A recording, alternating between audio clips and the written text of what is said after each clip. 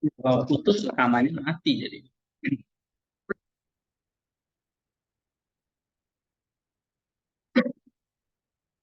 Oke, kita kembali ke sini. Tadi cerita tentang Bapak Rohani, fungsinya apa di sini? Memberikan kehidupan ya pada para muridnya melalui perkataan-perkataan mereka yang menuntun, mengarahkan mereka untuk tapi ya akhirnya nanti mereka harus berjuang sendiri ya. Oke, ini tadi ada contoh Evagrius ya. Dia banyak ceramah, banyak kata-kata. Habis itu setelah seorang bapak itu mengatakan, jika Anda tetap tinggal di Alexandria, Anda akan menjadi hebat gitu ya. Ini sebenarnya sindiran kepada Evagrius. Terus Arsenius yang Agung, baca lagi. Arsenius yang Agung, Kaisar, untuk datang ke Skeptis. Dia berbicara dengan orang-orang Mesir yang tidak bisa membaca dan menulis tentang dirinya sendiri. Ketika seseorang menanyakan alasannya, dia berkata, saya tahu bahasa Yunani dan Latin. Tapi saya belum mulai mempelajari alfabet para petani ini. Kesadaran akan pentingnya kata yang diucapkan dalam sebuah hubungan membuat para biarawan sangat waspada terhadap buku-buku, mungkin terlalu waspada, tapi itu adalah peninggalan yang kita bilang dan dapat dipulihkan kembali. Iya, maksudnya mereka sangat berhati-hati gitu ya tentang bacaan, tentang perkataan-perkataan gitu ya. Jadi nggak sembarangan dalam hal mengucapkan satu kata itu, atau tidak sembarangan dalam mengajar atau memberikan nasihat-nasihat. Mereka sangat waspada terhadap buku-buku gitu. Terus baca lagi. Banyak orang serta murid ialah mereka sendiri. Datang kepada para bapak untuk mendapatkan kata-kata yang memberi kehidupan. Ada banyak kesempatan untuk diskusi teologi di kota-kota. Untuk kebiasaan yang lain, mereka datang kepada ya, jadi kalau mau diskusi debat teologis ke Alexandria, jumpalah Athanasius dan sebagainya. Ya, tapi kalau kamu mau mendapat hikmat, datang ke padang gurun. Ya, jadi kalau kamu mau debat teologis, datang kepada dosen kan gitu. Jadi kalau kamu mau dapat hikmat, kamu bacalah Bapak Padang Gurun. Nah itu kira-kira ya. Terus?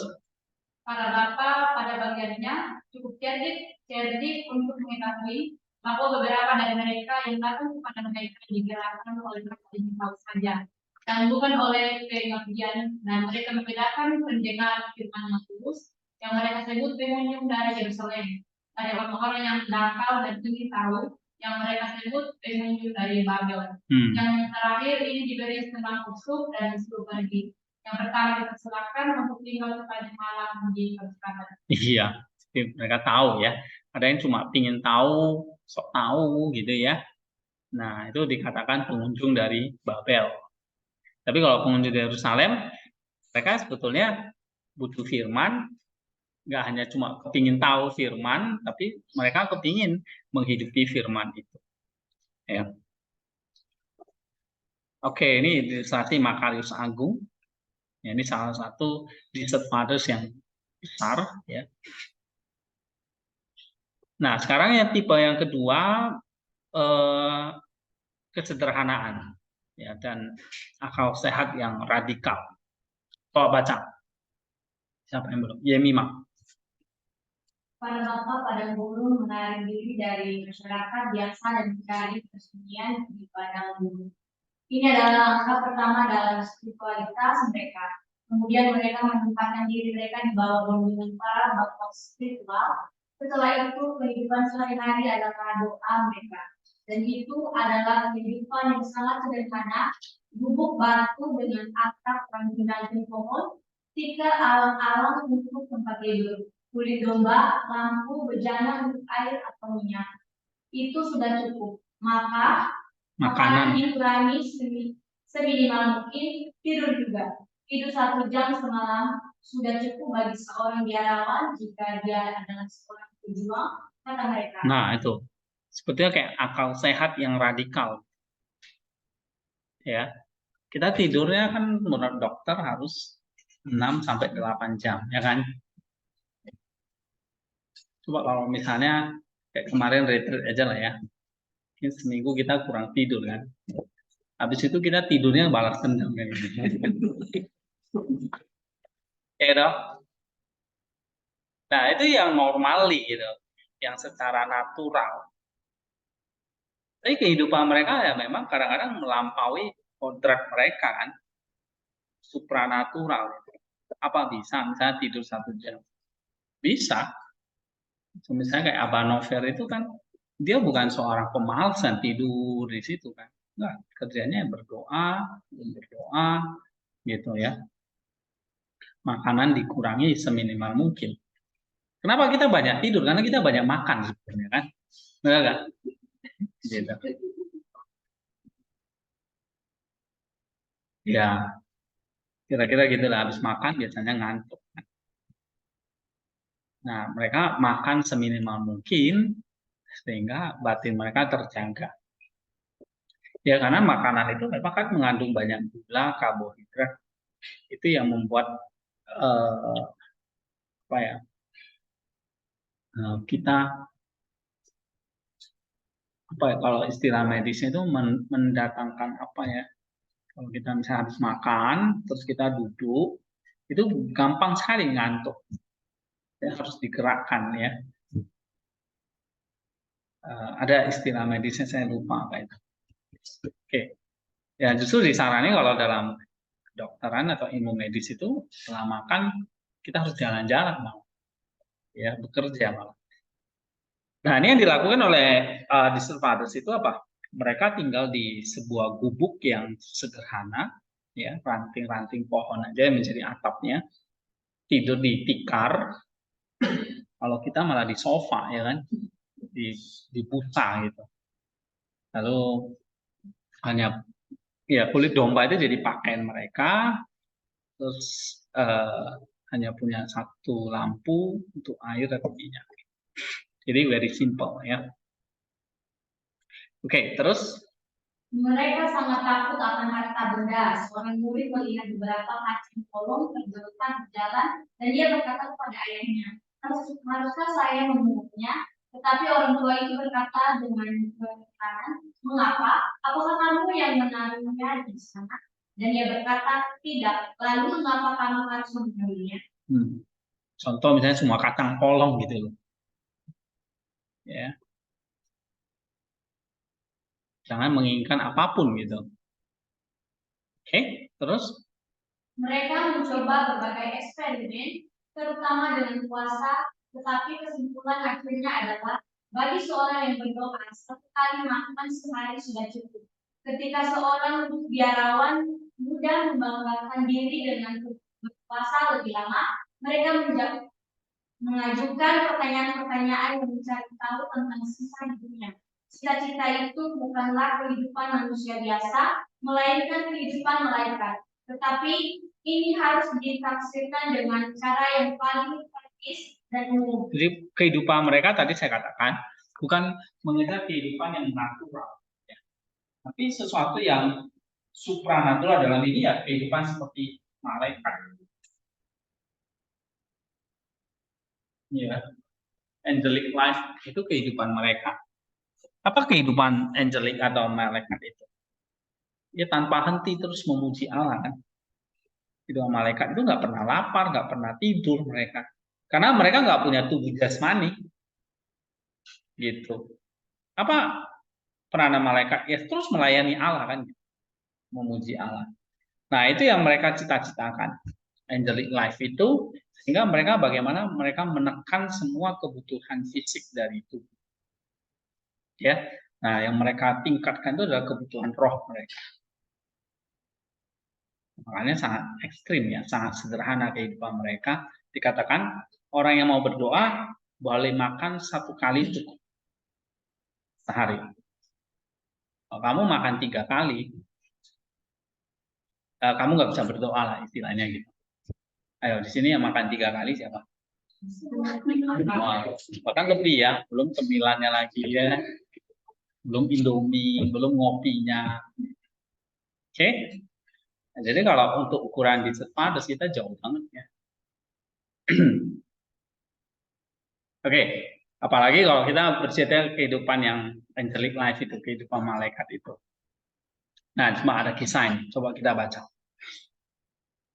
Ada kisah tentang Yohanes Colobos yang mengumumkan kepada saudaranya bahwa ia akan pergi ke padang gurun hidup sebagai malaikat. Setelah beberapa hari mengalami kelaparan aku, saudaranya mendengar susukan di pintu. Dia bertanya siapa yang ada di sana, dan ketika sebuah suara berkata, Yohanes, dia menjawab, Yohanes sekarang adalah seorang malaikat dan tidak membutuhkan makanan dan tempat tinggal. Tetapi akhirnya dia menerima Yohanes yang rendah hati dan menyuruhnya untuk bekerja kembali. Oke, jadi ini memang ada satu kisah yang ekstrim sampai mengalami kelaparan gitu. Ya. Lalu dia mengetuk satu pintu. Lalu dia ada satu suara yang berkata ya, sebetulnya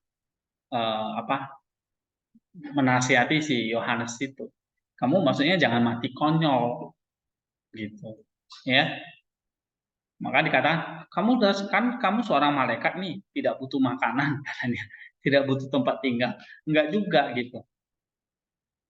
Nah, akhirnya Yohanes sadar, ini belum malaikat, masih manusia biasa. Akhirnya Yohanes yang rendah hati terima makanan itu dan dia kerja lagi kembali. Memang kita diajarin untuk hidup sederhana, makan yang sederhana, tidak banyak makan dan sebagainya. Tapi bukan kita diajarin untuk mati kelaparan. Beda loh, ya, gitu ya, gitu. Ya, Yohanes Colobos ini kan dia sok-sok mau jadi hidup kayak malaikat kan awalnya. Akhirnya dia kelaparan gitu. Nah, lalu ada satu suara, mungkin itu suara malaikat apa dia berkata, oke Yohanes, kamu kan sekarang udah malaikat nih, kamu nggak butuh makan, nggak butuh tempat tinggal. Ternyata Yohanes sadar, oh ya aku bukan malaikat nih, aku masih manusia biasa. Oke, nah itu salah satu misalnya kehidupan yang ekstrim, tapi kita juga tidak telan secara mentah-mentah begitu ya. Terus kita baca lagi. Itu adalah kehidupan yang terus-menerus berjuang, tetapi tidak selalu dalam upaya yang keras. Jadi tidak mengajarkan kita kalau di survival itu ngajarin kamu mati kelaparan gitu, tidak makan, tidak minum berhari-hari sampai mati. Itu ada satu kasus ya. Ini jadi sebuah mungkin dari aliran sekte apa Peter apa gitu. Yang pendeta ngajarin umatnya untuk nantikan Tuhan harus dengan puasa nggak makan berhari-hari. Itu nggak salah di mana itu ya? Baru-baru ini kok di Kalideres itu, Jakarta Timur. Jakarta mana itu? Di Kalideres ditemukan kan satu rumah tuh mati mayat semua di dalamnya sampai bau. Nah ternyata diajarin tadi untuk tidak makan menantikan Tuhan itu. Nah ini konyol kan, nggak seperti itu. Oke, tapi kita diajarin apa? Untuk berjuang, untuk selalu berjuang seperti angelic life itu. Bukan ekstrim langsung kamu tidak makan gitu. Nah, ini adalah satu kondisi yang bahaya gitu. Ya. Tetapi tidak selalu keras gitu. Nah, ini satu perkataan yang bagus dari Antonius ya. Coba baca. Dikatakan tentang Antonius bahwa suatu hari ia sedang bersantai dengan saudara-saudara di luar sel ketika seorang pembunuh datang dan ya Antonius berkata, tepuk busurmu dan tembakkan sebuah anak panah. Dan dia melakukannya, tepuk lagi dan tembakkan anak panah yang lain. Dan dia melakukannya lagi dan lagi dan lagi. Pemburu itu berkata, Bapak, jika saya terus meregakkan busur saya, maka busur itu akan patah. Begitu juga dengan biarawan itu, jawab Antonius. Jika kita memaksakan diri kita melampaui batas, kita akan patah. Sudah sepantasnya kita menunjukkan usaha kita dari waktu ke waktu. Nah, ngerti gak nih cerita nih? Ya. Jadi seorang pertapa berjuang keras ya tapi bukan mematahkan kehidupan dia. Kayak kalau busur itu kalau kamu tarik terus lama-lama akan apa? Patah. Ya sama seperti kalau berpuasa ekstrim nggak makan, mungkin cewek-cewek kan suka diet ya, makan gitu, malah sakit ya kan, sakit malah apa ya akhirnya makan juga ya gitu. Oke. Nah, Antonius mengatakan apa? Jika kita memaksakan diri kita melampaui batas, maka kita akan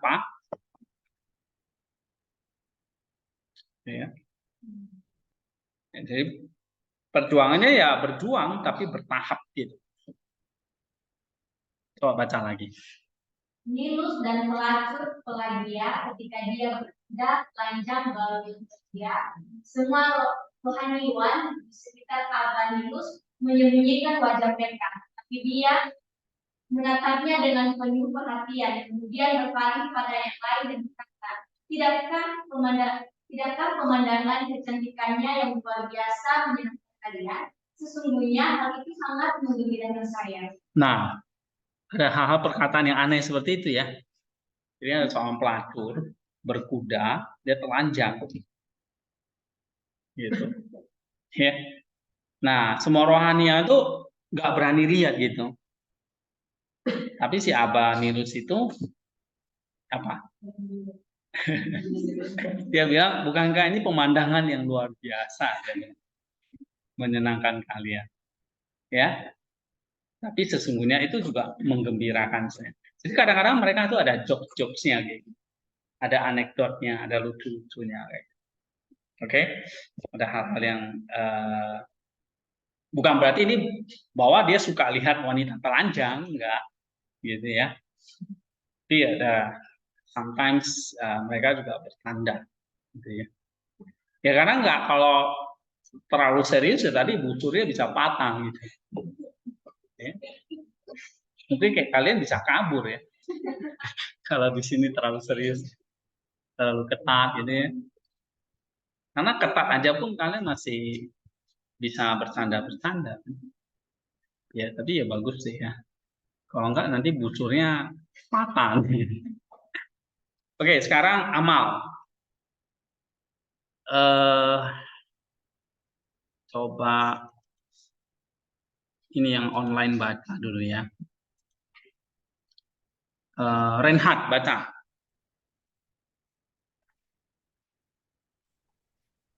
Dari mana kok? Nih, amal. Tujuan hidup. Ya, tujuan hidup. Tujuan hidup para biarawan bukanlah pertapaan tetapi Allah. Dan jalan menuju Allah adalah amal. Amal yang lembut di gurun pasir adalah proses dari semua pekerjaan mereka dan ujian bagi cara hidup mereka.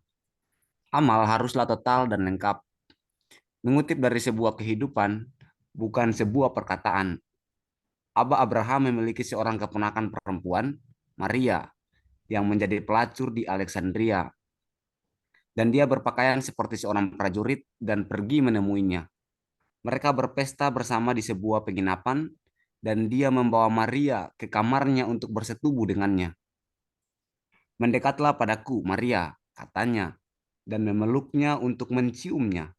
Tetapi Maria mengenalinya dan menangis dan dia berkata, pergilah mendahului aku dan aku akan mengikutimu, karena engkau begitu mencintaiku dan bersedih untukku sehingga engkau datang bahkan ke lubang ini untuk mencariku. Dan mereka pulang. Nah, ini artinya apa? Ini sebuah amal dikatakan harus dilakukan secara tuntas, secara penuh, secara total, lengkap.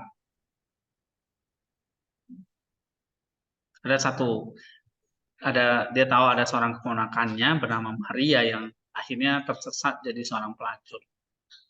Bagaimana dia menyelamatkan dia? Nah, Aba ini kan dia berpakaian, nyamar jadi seorang prajurit, lalu ikut berpesta. Habis itu dia mengajak Maria dalam penginapan, ya. Nah, tapi akhirnya apa? Maria tahu, oh ternyata ini adalah si Aba Abraham. Nah, Marianya sampai berstungkur, bersedih gitu ya, karena dia tahu Abraham tuh datang untuk apa? Mencarinya, bukan untuk menikmati tubuhnya. Ya, dia tahu bersedih untuknya. Nah, ini ada satu kisah yang menarik seperti itu. Ya. Tapi kalau kamu belum jadi seorang aba yang tahan godaan, ya kamu jangan coba-coba. Mau ke pelacuran terus kamu mau coba-coba sok-sok menginjili ya di sana. Nanti kamu yang diinjili. Ya.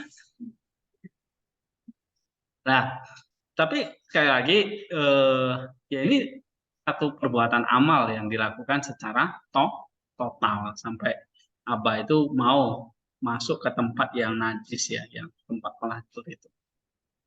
Jadi jangan kamu menyangka bahwa seorang aba atau petapa itu cuma hidupnya di padang gurun aja gitu. Mereka juga melakukan amal-amal baik. Ya. Jadi lihat amal yang lembut di gunung pasir adalah poros dari semua pekerjaan mereka dan ujian bagi cara hidup mereka. Nah, sekarang baca lagi Antonius Reinhardt. Antonius Agung berkata, hidupku bersama saudaraku, dan dia sendiri kembali ke kota 2 kali.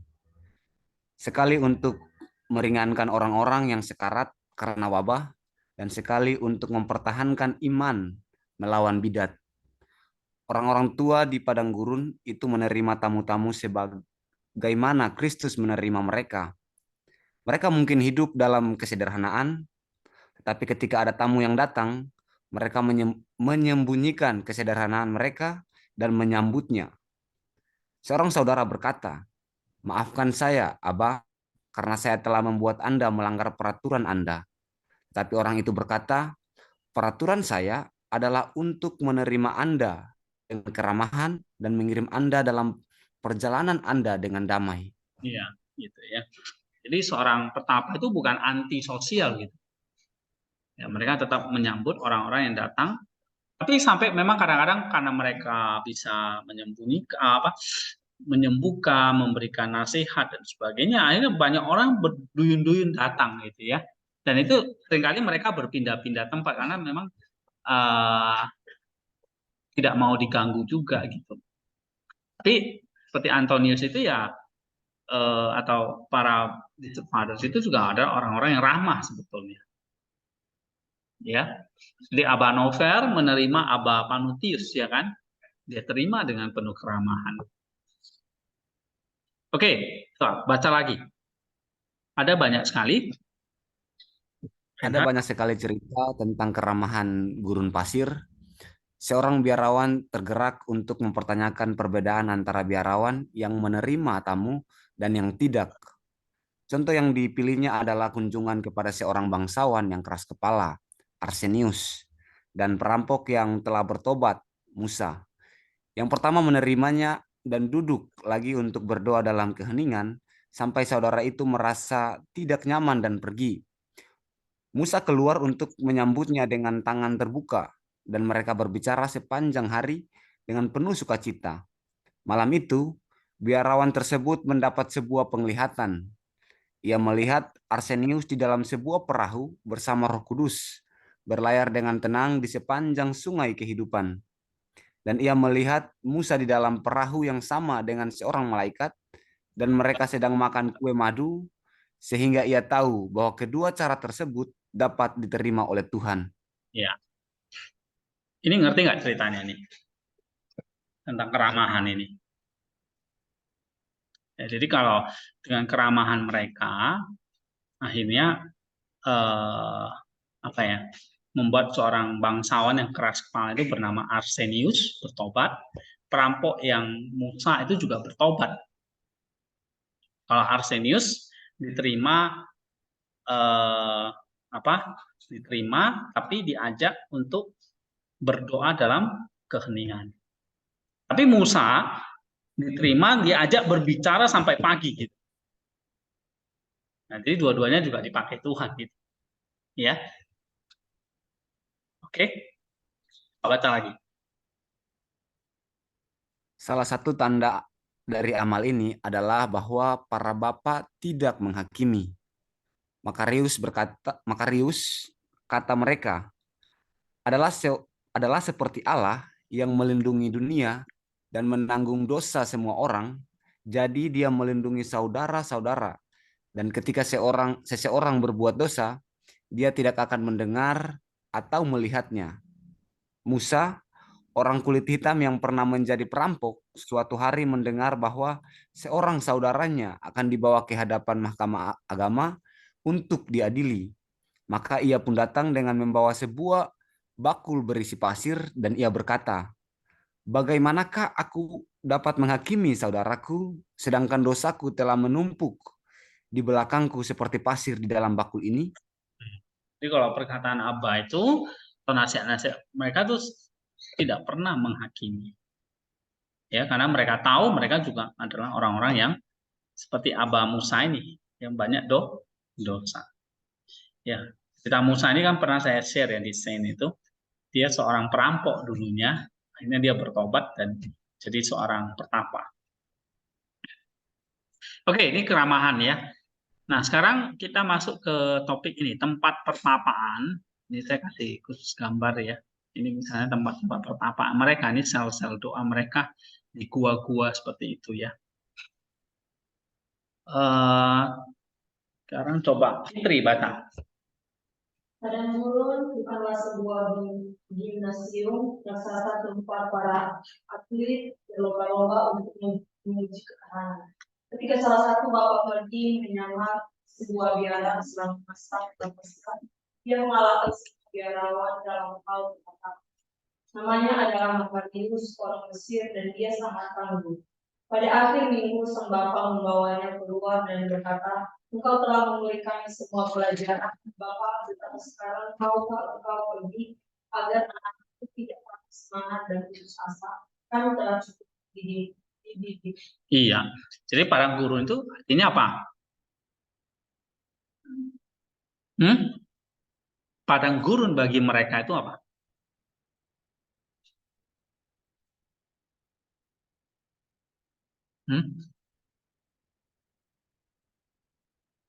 Kan di situ bukan kayak sebuah lapangan olahraga untuk berlomba gitu ya.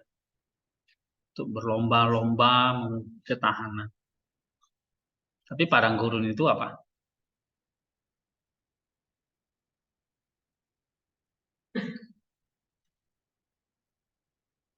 Padang gurun itu bukan juga kayak tempat sekolah gitu. Ya. Tapi padang gurun itu apa? Di sini dikatakan apa?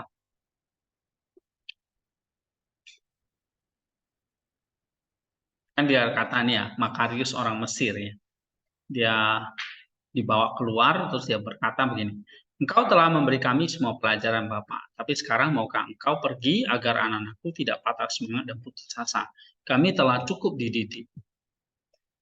Jadi padang gurun itu bukan tempat latihan, sok-sok latihan gitu ya, untuk dididik, didisiplin gitu. Bukan.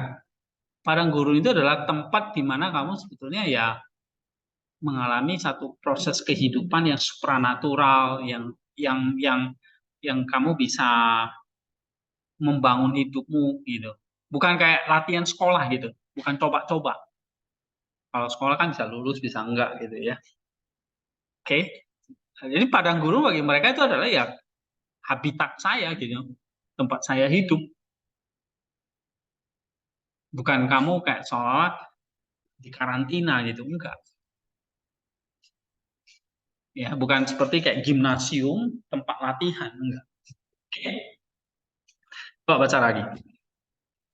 Para biarawan tidak tidur karena mereka menjaga jalan. Mereka tidak berbicara karena mereka mendengar itu.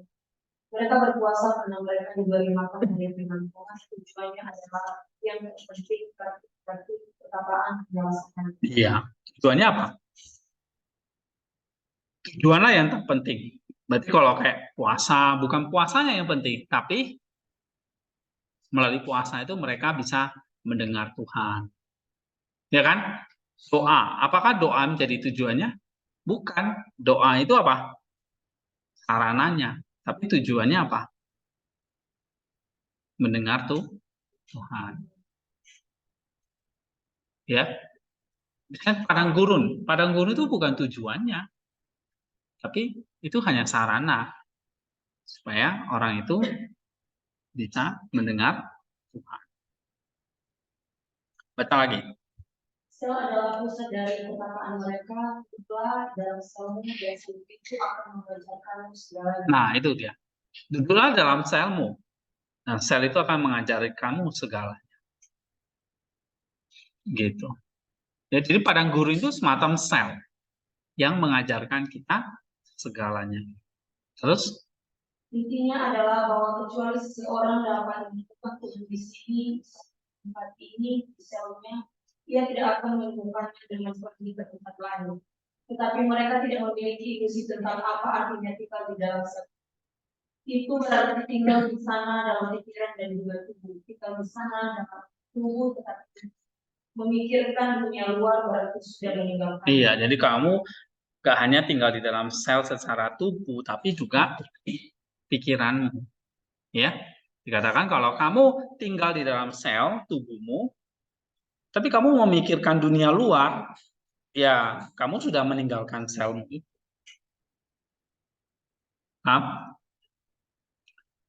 Coba baca lagi. Para bapak guru memiliki pemahaman yang mendalam tentang hubungan antara rohani dan jasmani manusia. Hal ini memberi mereka perhatian terhadap suku yang merupakan bagian dari kehidupan manusia. Sebagian besar nasihat mereka berkaitan dengan apa yang harus dimakan, di mana harus tidur, dan di mana harus tinggal. Apa yang harus dilakukan dengan pemberian, dan secara khusus apa yang harus dilakukan terhadap setan. Aspek peperangan dengan setan-setan ini merupakan masalah yang sangat penting.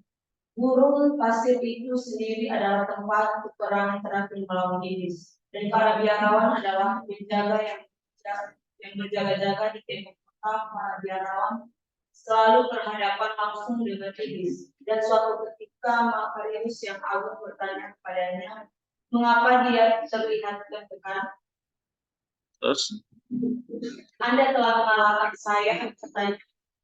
Kerendahan hati Anda dan Makarius meletakkan tangannya di atas telinganya dan melarikan diri. Tetapi sebagian besar nasihat yang diberikan bukanlah tentang setan-setan yang objektif dan bersifat pribadi, juga bukan tentang nah itu ada setan di situ.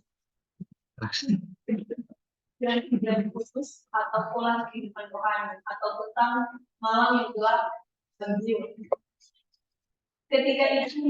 Ketika itu bukan tentang amal Kristen biasa, itu adalah tentang kejahatan. Oke, jadi Richard Fader itu bukan suka orang yang hobi-hobi usir-usir setan, apa-apa setan gitu ya. Yang dimaksud dengan setan itu maksudnya itu bisa reflektif dari pikiran mereka, ya, dari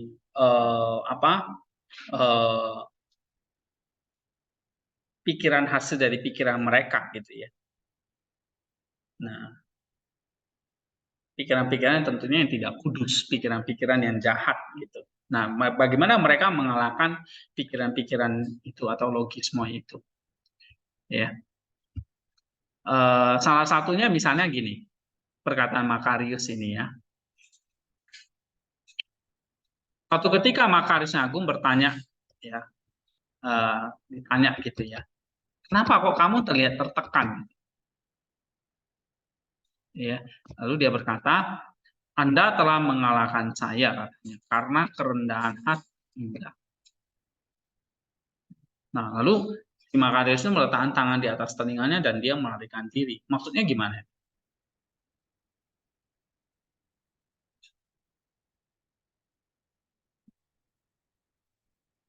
Anda telah mengalahkan saya karena kerendahan hati Anda. Kamu telah mengalahkan saya karena kerendahan hatimu. Nah, kalau kamu dapat jawaban seperti itu, kamu langsung lari gitu. Ya, nah bagi Joseph Fathers itu pujian-pujian dari setan. Wah, kamu hebat, kamu rendah hati, kamu luar biasa. Nah, itu adalah perkataan-perkataan yang apa? Berasal dari si jahat, yang membuat kita terbuai gitu loh. Membuat kita merasa puas gitu. Ya. Jadi kalau kita dipuji kan kita kayak merasa besar kepala langsung ya kan. Wah kamu cantik ya gitu ya. Kamu ganteng ya, misalnya gitu. Oke. Dan dia tahu itu sebetulnya bukan yang dia kejar. Ya. Baca lagi. Pengetahuan tentang bagaimana menghadapi hawa nafsu dipelajari secara perlahan. Melalui kehidupan yang panjang dan keras, tapi itu adalah habit-habit besar yang membuat orang-orang datang kepada pembunuh dari kota-kota.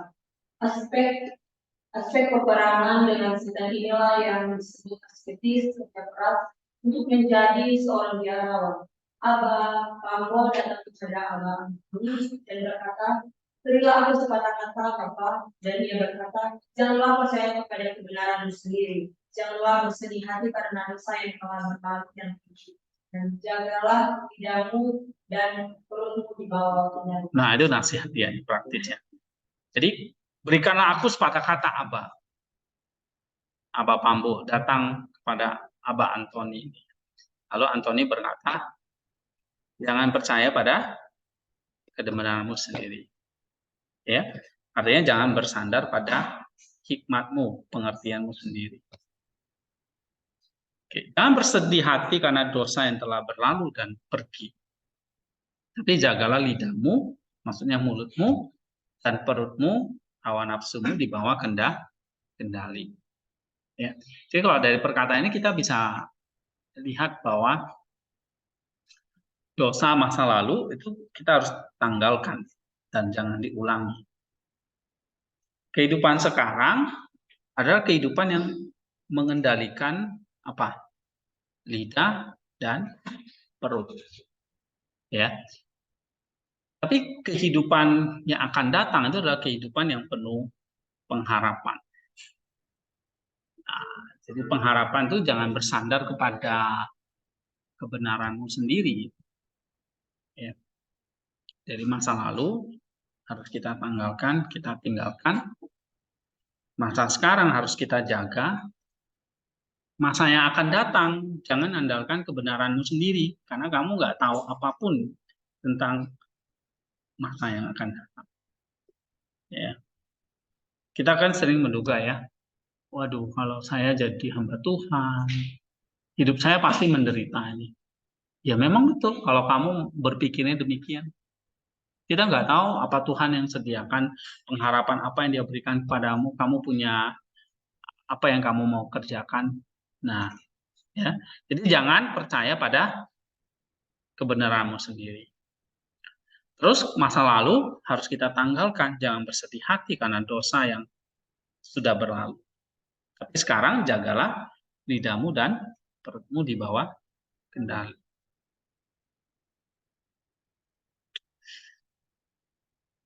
Oke. Tinggal dikit lagi ya, kita selesaikan sampai kesimpulan ini. Coba baca, Fitri. Tentang doa itu sendiri, mereka tidak banyak bicara, kehidupan yang diharapkan kepada Allah adalah doa. Dan tentang kontemplasi, siapa yang dapat berbicara? Arsenius berdoa pada hari Sabtu malam dengan tangan terulur ke arah matahari terbenam. Dan dia tetap berada di sana hingga matahari menyinari wajahnya pada hari itu. Nah ini doa yang masing-masing punya gayanya gitu. Doa tangan terulur sampai besok pagi. Nggak turun-turun gitu loh. Ya kan? Terus ada yang lagi yang lakukannya apa? Dan dia tetap berada di sana. Pola yang biasa dilakukan adalah membaca Mazmur satu demi satu selama seminggu dan menyelinginya dengan menenun tali, terkadang dengan mengatakan Tuhan Yesus Kristus kasihanilah aku. Iya, maksudnya itu tadi dengan tali doa tadi ya, Jesus prayer. Terus? Tujuannya adalah setia ketenangan di dalam diri manusia yang bagaikan genangan air yang tenang, yang mampu memantulkan sinar matahari. Berada dalam hubungan sejati dengan Allah, berdiri di hadapannya dalam setiap situasi, itulah kehidupan malaikat, kehidupan rohani, kehidupan biara, tujuannya dan cara hidup biarawan. Itu adalah kehidupan yang berorientasi kepada Tuhan. Kecuali jika seseorang dapat berkata, aku sendiri dan Tuhan adalah di sini. Dia tidak akan menemukan doa yang tenang dan bening. Ini adalah sisi lain dari perkataan Saint Antonius, hingga hidupku adalah bersama saudara. Oke, ya, hidupku adalah bersama dan saudaraku, itu amal baik. Tapi sisi lain, kamu tidak bisa berdoa kecuali kamu bisa berkata, aku dan Tuhan ada di sini. Nah, Prisman misalnya mau berdoa ini, maka kamu berkata, aku dan Allah ada di sini sekarang. Ada nggak Allah dan kamu ada di sini?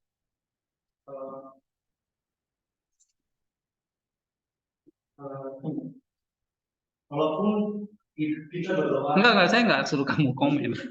Waktu kamu berdoa, adakah kamu berpikiran, aku dan Tuhan ada di sini?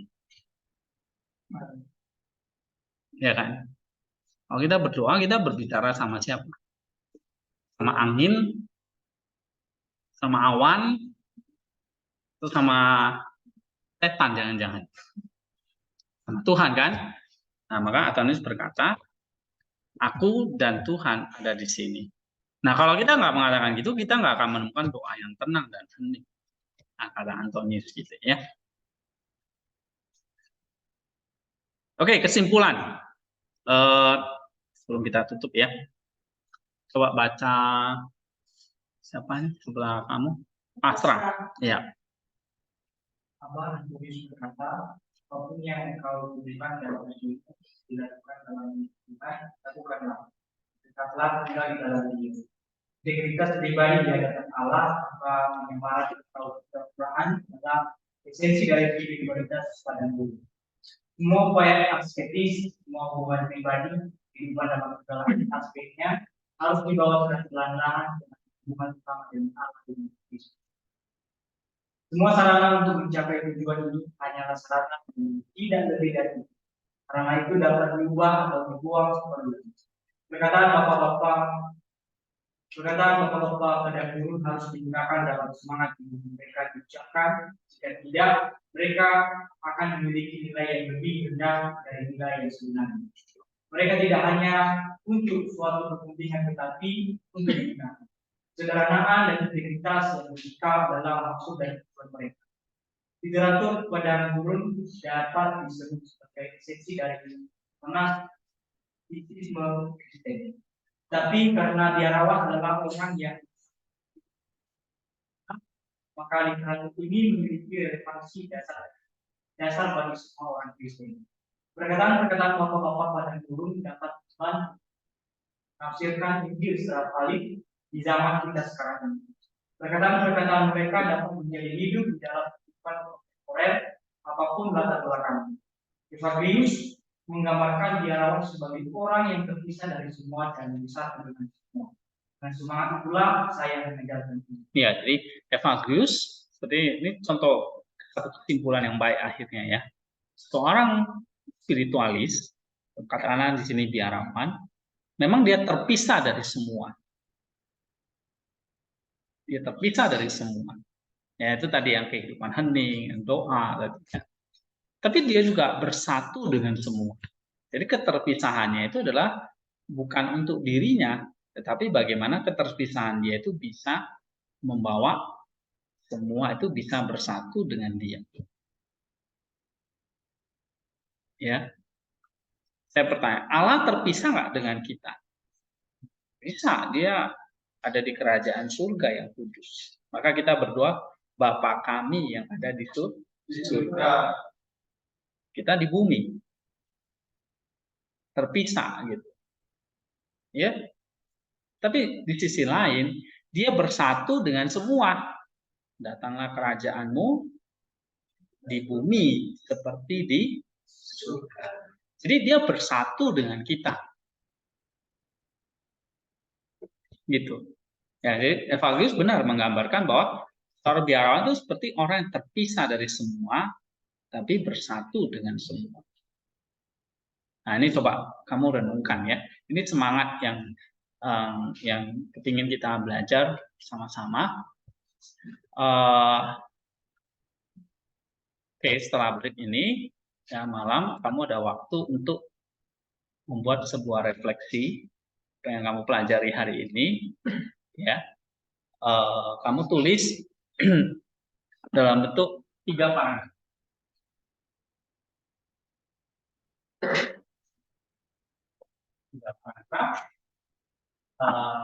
Hari ini kita belajar banyak hal, tapi ini kan masih kita belum masuk ke materi-materi intinya. Tapi sekitar ini ya, ciri-ciri kerohanian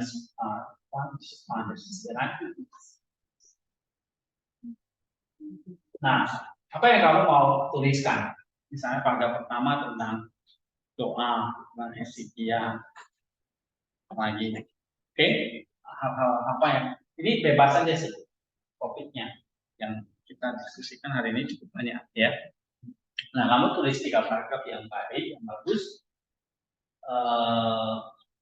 Nah, kamu kumpulkan di pas. Besok sudah harus selesai. Tidak lagi minggu depan, bulan depan, tahun depan gitu ya. Kelamaan. Nah, besok sudah dikumpulin. Ya. Nah, nanti ini outputnya, nanti tinggal nanti tugas akhirnya dari ya kalian nanti bikin sebuah khotbah ya. Tapi saya mau kalian juga nggak hanya nulis, tolong ini dibaca. Ada besok materi kita ini adalah tentang perfection. Oke. Ini ya, perfection. Kemudian yang kedua Hezekia.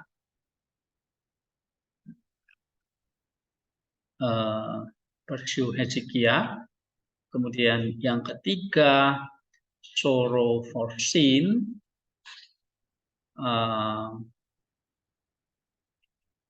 Yang ketiga nih ya, sorrow for sin, artinya meratapi dosa, ya, atau katanisis. Dan yang keempat tentang self control, pengendalian diri. Nah, ini ada 4 topik yang kita coba bahas besok karena kita ada 4 sesi ya. Semoga setiap sesi ini kita bisa selesaikan.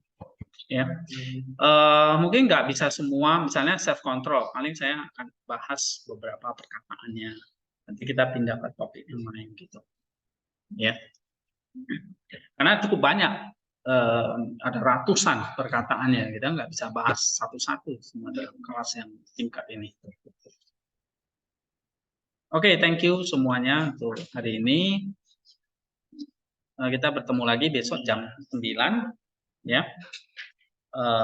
Selain baca ya, tentunya selain kalian baca, selain kalian nulis, ya kamu coba untuk mempraktekkan stillness tadi. Ya, coba praktekkan. Nah, besok kamu bisa cerita atau kamu bisa menuliskan dalam paragraf refleksi pribadinya. Ya, gitu.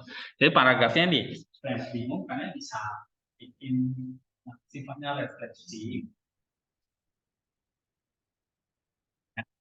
Sifatnya refleksi itu ya kayak pengalaman kamu, oke, pengalaman kamu jenis dan sebagainya.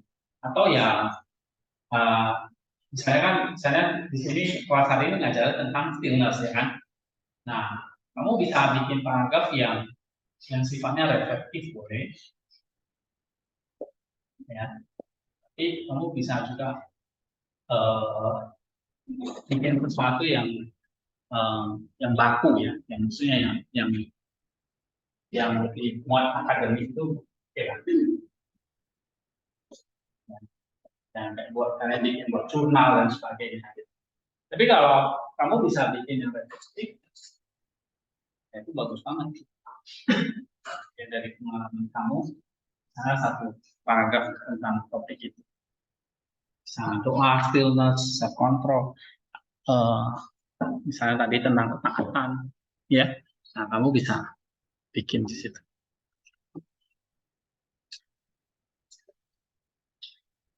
Oke, sampai di sini dulu kita berdoa ya.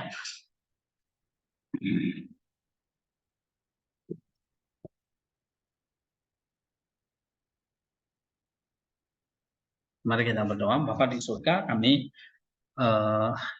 bersyukur untuk hari ini kami bisa mempelajari sedikit tentang spiritualitas para gurun yang telah diwarisi kepada kami, dan kiranya apa yang kami pelajari hari ini boleh memberkati kehidupan spiritual kami agar kami boleh lebih sungguh-sungguh untuk mengenal dan mengasihi Tuhan dari kehidupan kami yang seutuhnya ya Tuhan.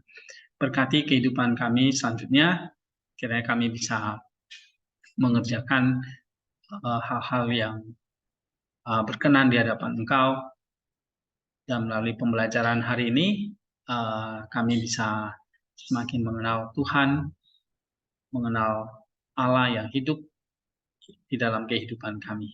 Terima kasih ya Bapa, kami bersyukur dan kami berdoa di dalam nama Tuhan Yesus Kristus, Tuhan dan Juru Selamat kami sudah berdoa. Amin. Oke. Terima kasih Pak. Ya, thank you, sama-sama. Ya.